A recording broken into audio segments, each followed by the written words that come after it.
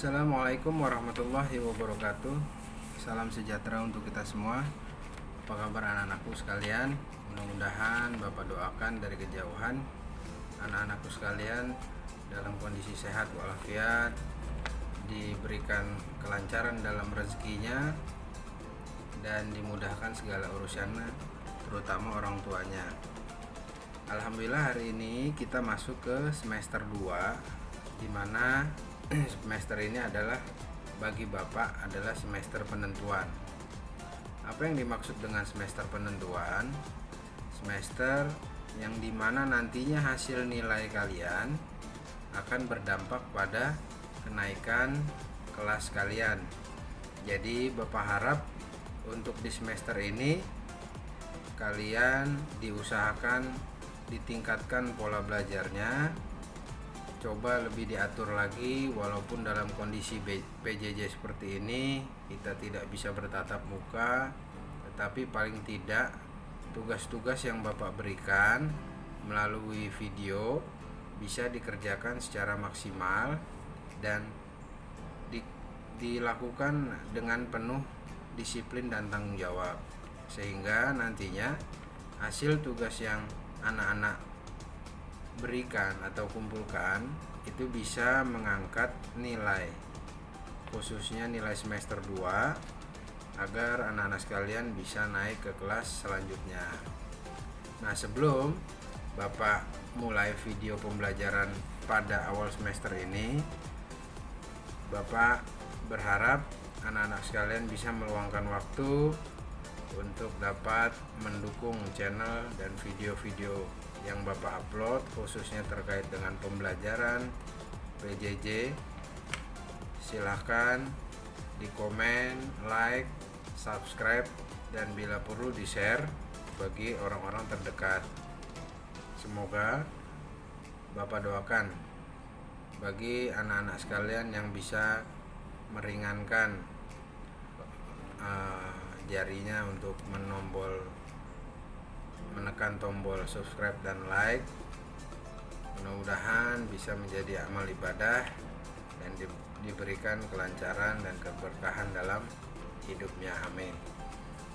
Nah, selanjutnya anak-anak sekalian, sebelum kita masuk ke materi untuk semester 2, pada kali ini Bapak akan menjelaskan dan memberi saran bagi anak-anak sekalian untuk dapat melakukan olahraga, khususnya pada kondisi pandemi COVID-19 seperti ini.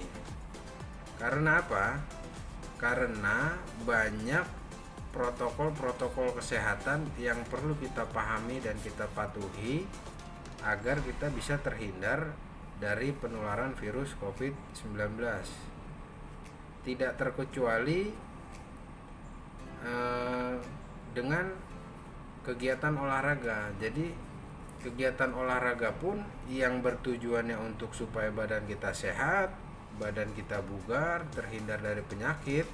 Tetapi kalau kita tidak bisa memilah dan memilih olahraga mana yang cocok yang dilakukan pada saat pandemi seperti ini, maka potensi penularan itu bisa terjadi walaupun kondisinya kita sudah berolahraga.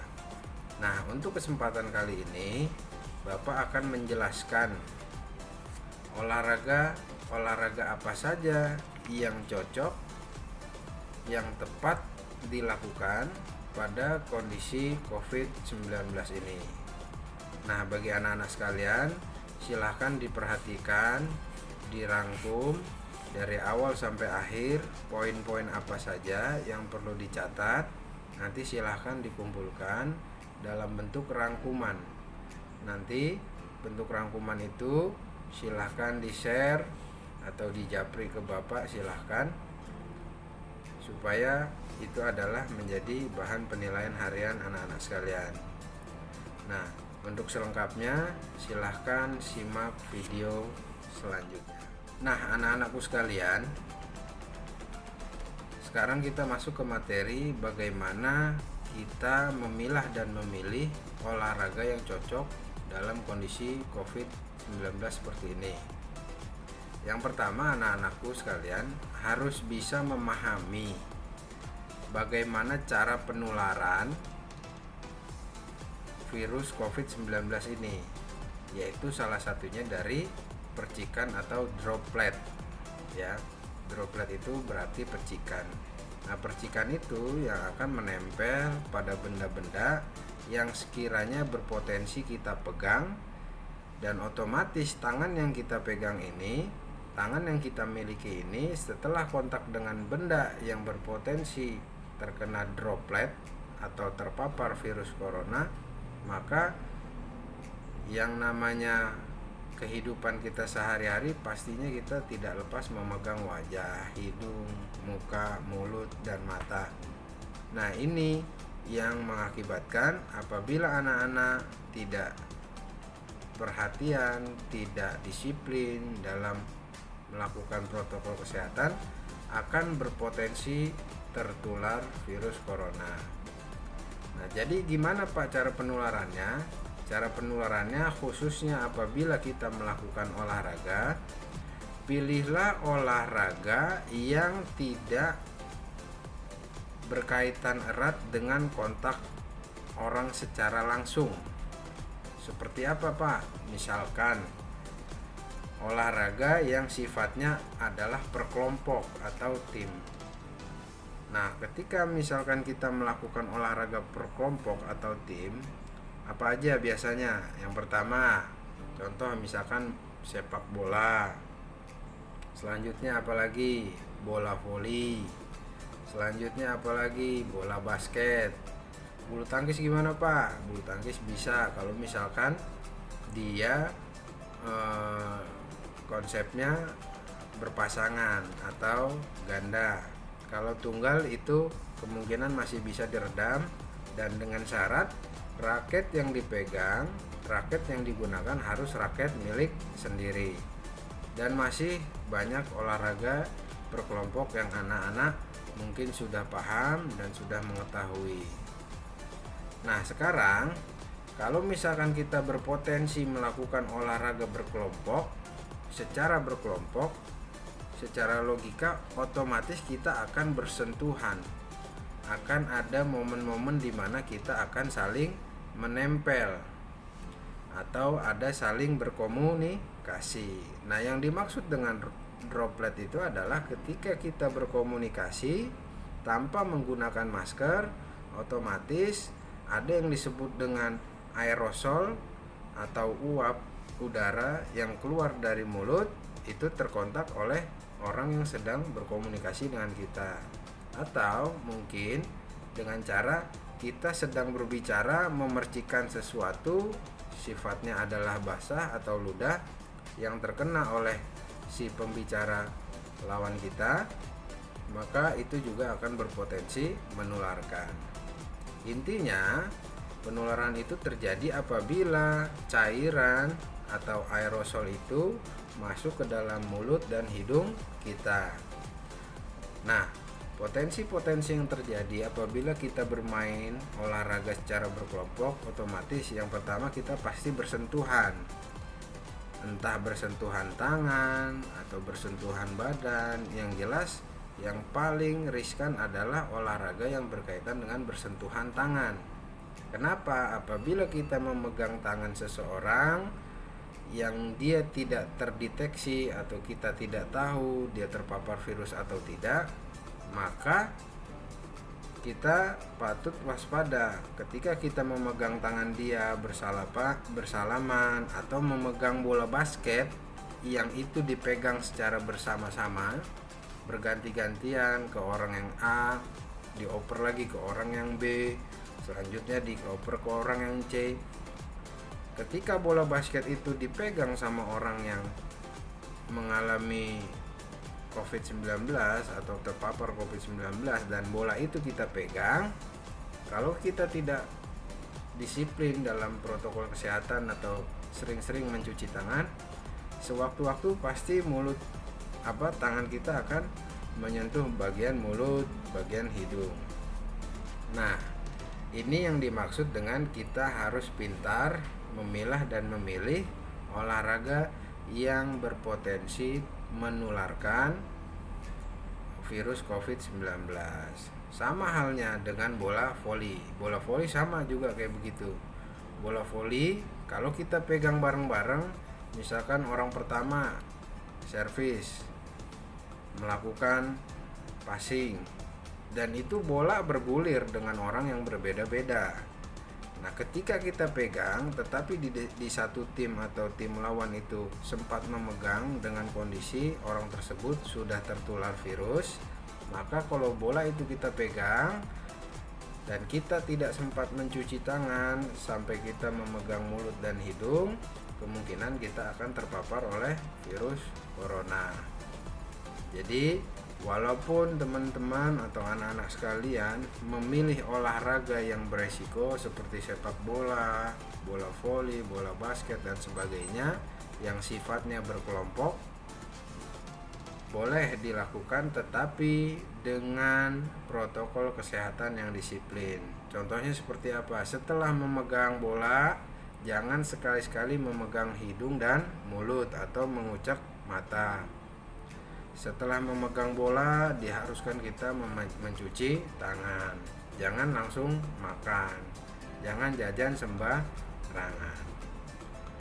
Nah, sekarang kita masuk pada materi apa saja olahraga yang bisa dilakukan dalam kondisi COVID-19. Nah, anak-anakku sekalian, silakan dicatat dan dipahami olahraga apa saja yang direkomendasikan atau yang dianjurkan pada saat pandemi COVID-19 supaya kita terhindar dari penularan virus COVID-19.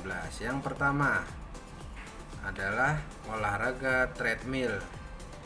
Treadmill itu sama dengan lari, tetapi dia menggunakan alat, yaitu namanya alat treadmill. Bisa bentuknya mesin, bisa bentuknya manual. Yang jelas alat ini hanya digunakan untuk satu orang, jadi tidak bisa beramai-ramai. Intinya, kegiatan olahraga yang dilakukan harus bersifat individu atau perorangan. Jadi olahraganya hanya dilakukan satu orang atau sendirian. Nah, selanjutnya olahraga treadmill ini termasuk dikategorikan dalam olahraga kardio. Apa yang dimaksud dengan olahraga kardio, Pak? Olahraga yang sangat berpengaruh untuk kesehatan jantung. Kalau bahasa ilmiahnya kardio itu adalah jantung. Nama lengkap dari kardiovaskular. Jadi, kalau kita melakukan olahraga treadmill, otomatis darah akan terpompa ke jantung sehingga jantung kita terlatih dan mendapatkan asupan oksigen dan darah yang cukup sehingga kita terhindar dari penyakit-penyakit lainnya. Karena biar bagaimanapun tingkat kebugaran jasmani kita itu tergantung dari kardiovaskuler kita atau jantung kita yang bisa memompa darah sesuai dengan kebutuhan badan kita. Jadi yang nomor satu ini adalah olahraga kardio. Di dalamnya tadi sudah Bapak jelaskan, yaitu treadmill. Ya, sekali lagi Bapak jelaskan, olahraga yang cocok dalam pandemi ini adalah olahraga yang bersifat kardio. Nah, olahraga kardio ini salah satunya adalah treadmill. Nah, yang selanjutnya masih dengan kategori olahraga kardio, yaitu adalah jogging. Jogging itu sama halnya dengan kardio, tetapi kita melakukannya di luar ruangan atau outdoor. Bisa di lapangan, pinggir lapangan sepak bola, atau mungkin di jalan, di pinggir jalan. Yang penting intensitas larinya adalah rendah atau sedang. Nah, sekarang apa perbedaannya, Pak, antara jogging sama lari? Yang membedakan jogging sama lari itu adalah intensitas gerakan. Jadi, kalau yang disebut dengan jogging, berarti intensitas atau speednya atau kecepatannya adalah rendah ke sedang dan dilakukan secara terus-menerus.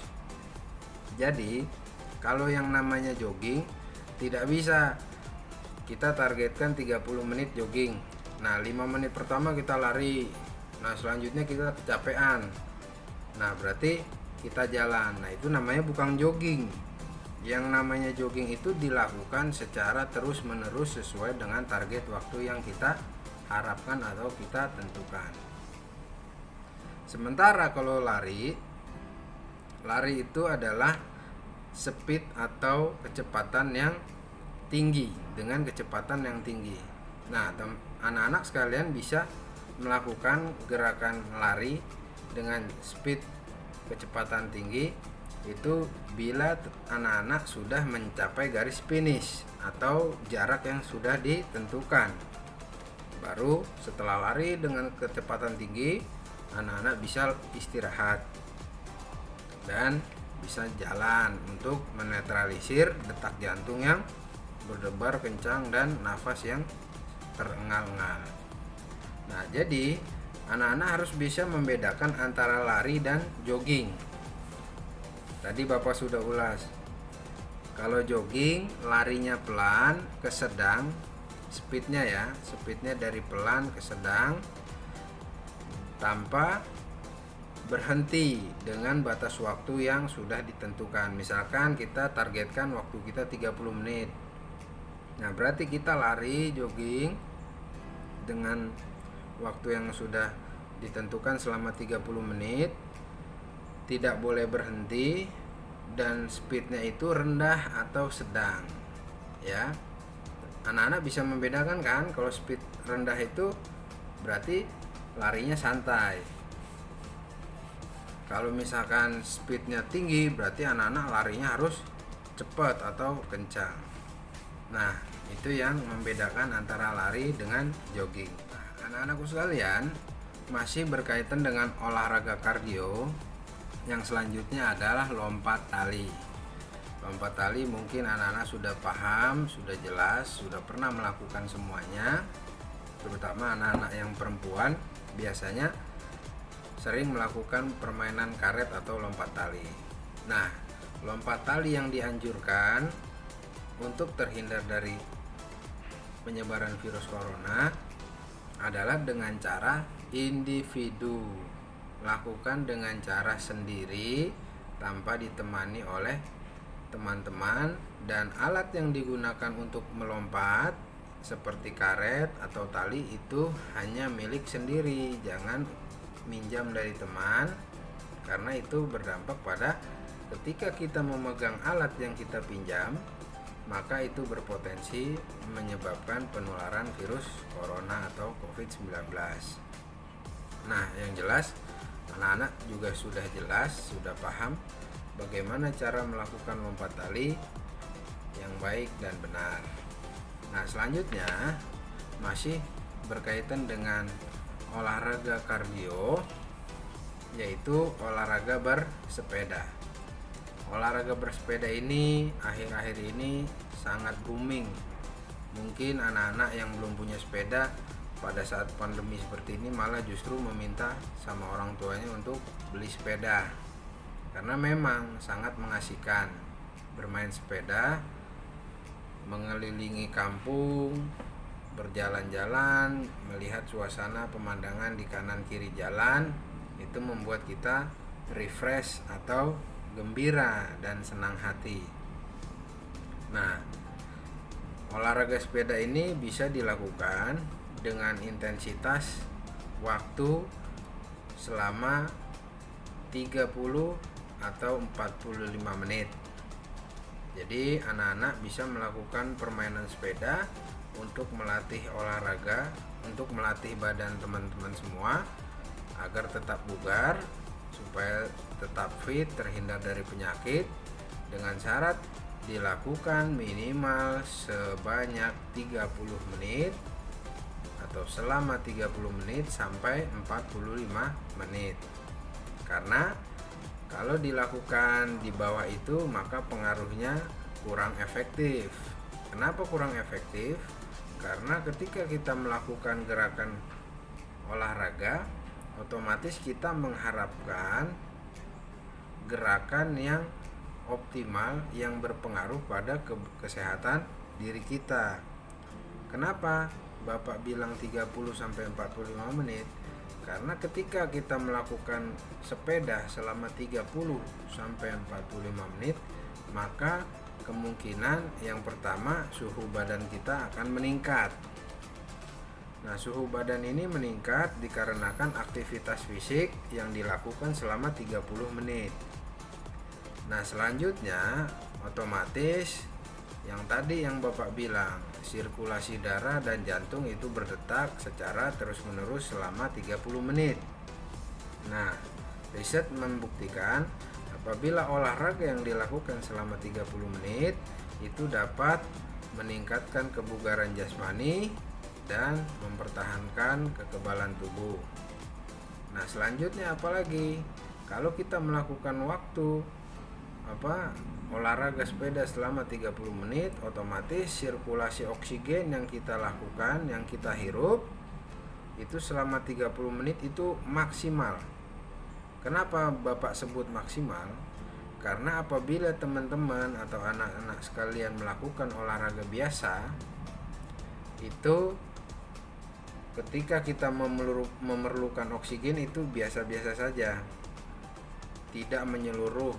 Kadang-kadang kalau misalkan kita lagi kurang enak badan, malah justru ada yang lagi sakit ada yang dipakai menggunakan tabung oksigen. Nah, itu artinya oksigen itu amat sangat penting bagi tubuh kita.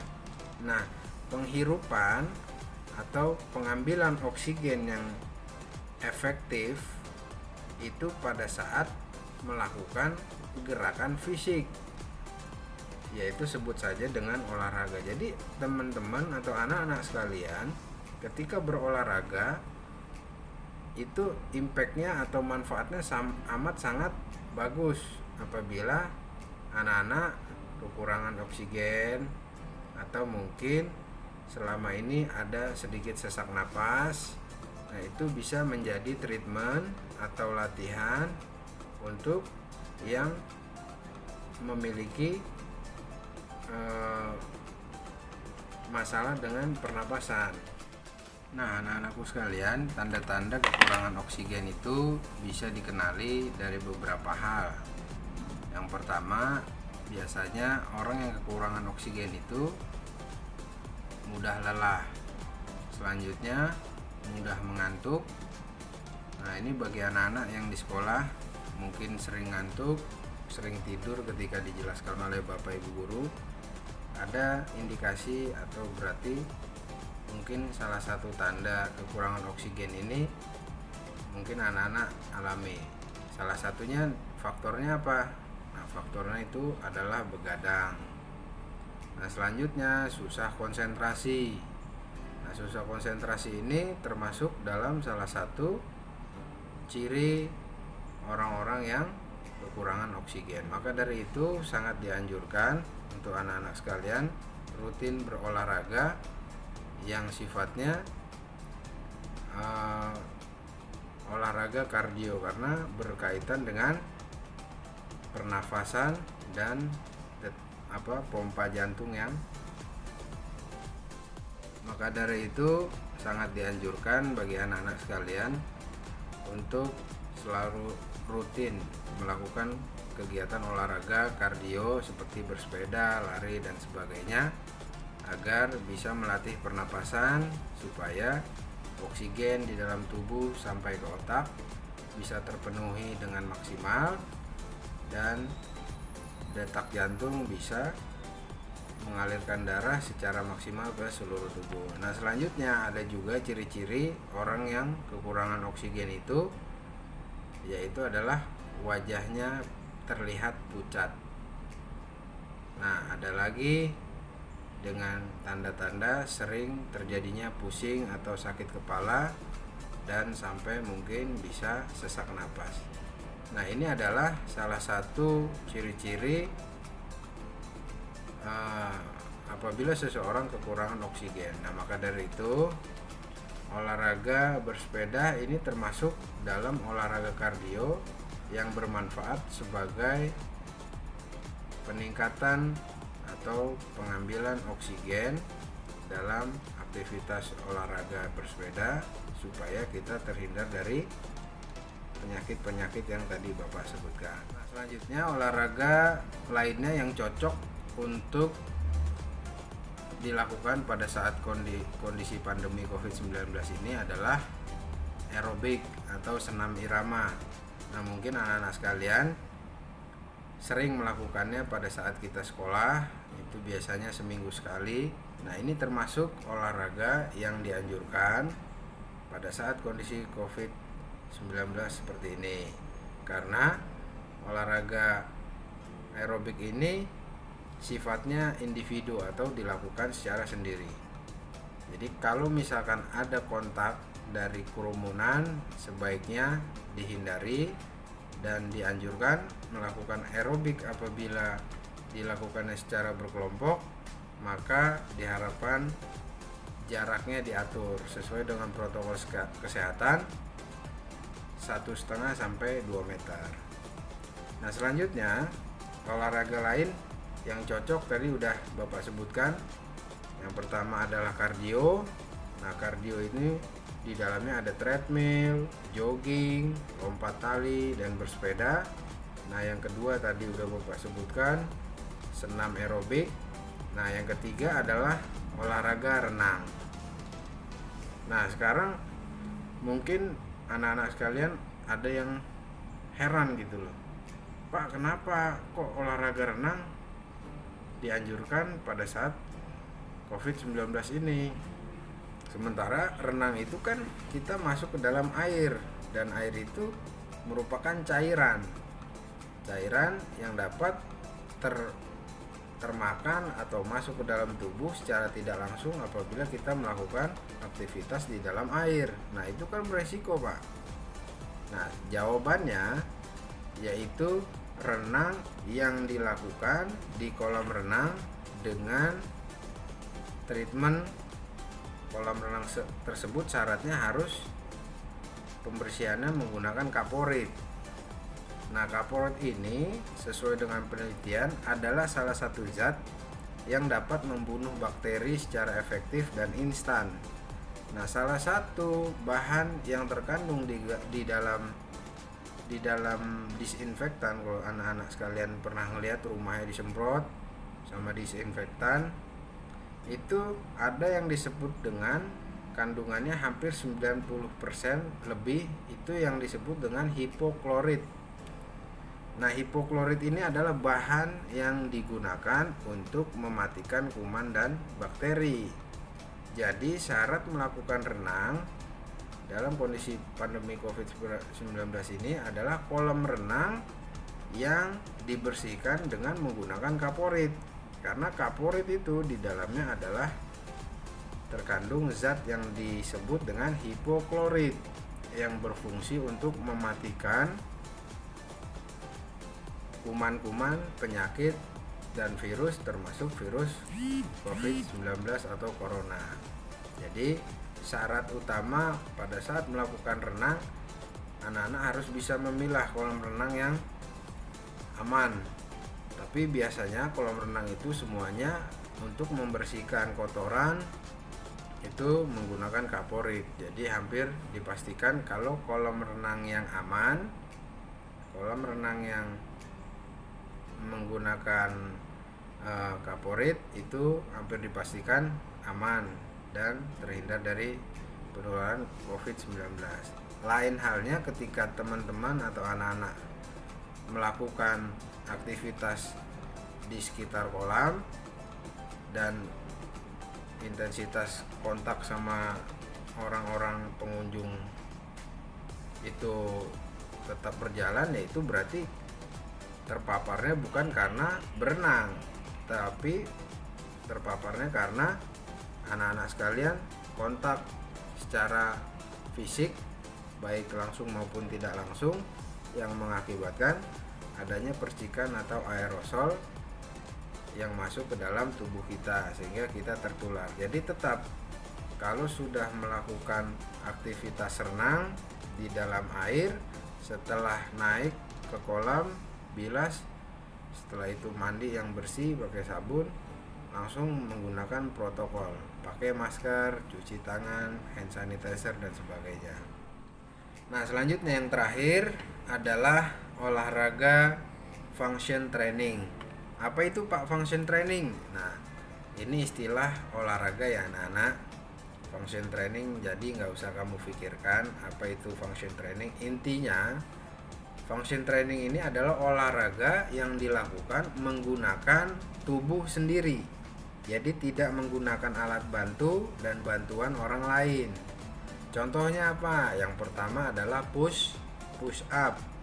Nah, ini push up termasuk olahraga function training dan sangat direkomendasikan dilakukan pada saat COVID-19 seperti ini karena dia olahraga individu dan tidak membutuhkan orang lain atau alat bantu lainnya yang akan berdampak pada kontak secara langsung maupun tidak langsung. Nah, selanjutnya apalagi function training? Sit up. Anak-anak gimana? Udah tahu kan sit up? Yang namanya sit up itu berarti duduk.